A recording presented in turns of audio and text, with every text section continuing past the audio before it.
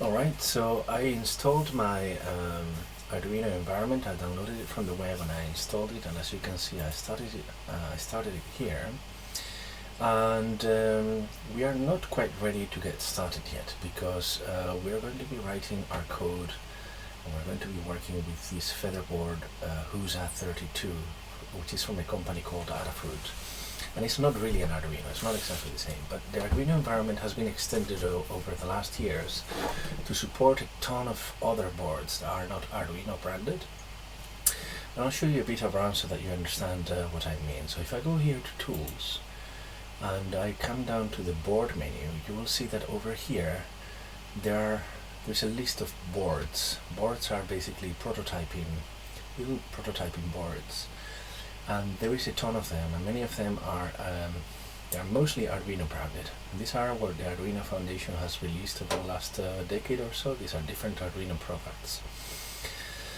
But as you can see, the Featherboard HUSA is not here yet.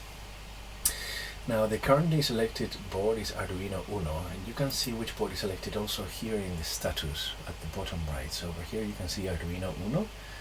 And when we plug one, there is also a port that comes up, which is a port is like a file where your computer can talk to the Arduino, and it will also be shown in the status bar. So keep an eye on this status bar because it gives you pretty important information about what board you are programming for and where it's connected to.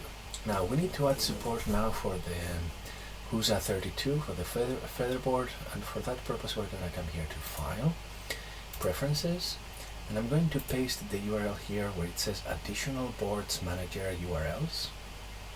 Alright, so here I'm going to paste the URL or the address that I provide in the class notes, and what this does is it gets all the other boards that are supported by Arduino that have the ESP32 chipset, which is what the Featherboard does. Now this you will only have to do only once. It's just a process. Just copy and paste from the class notes and you should be alright. And when I click here in OK, this has configured my Arduino preferences so that the next time I use the board manager here, the boards manager, which is in Tools, Board, and then here Boards Manager, the board manager is going to refresh. It's going to use that address that I just pasted there, and it's going to fetch from the internet board definitions that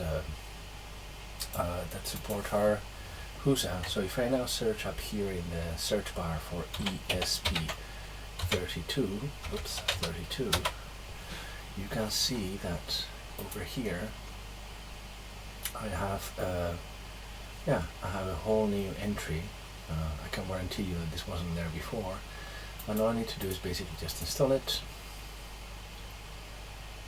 and it will download the packages to support all these other boards.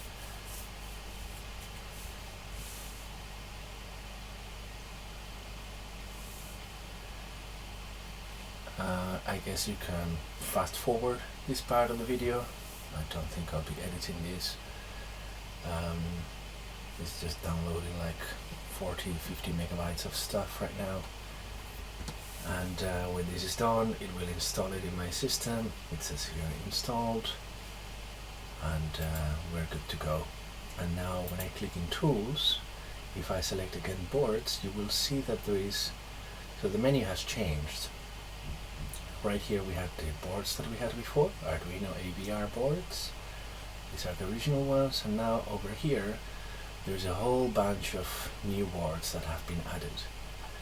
And if we scroll around, we should at some point see the HUSA board, perhaps.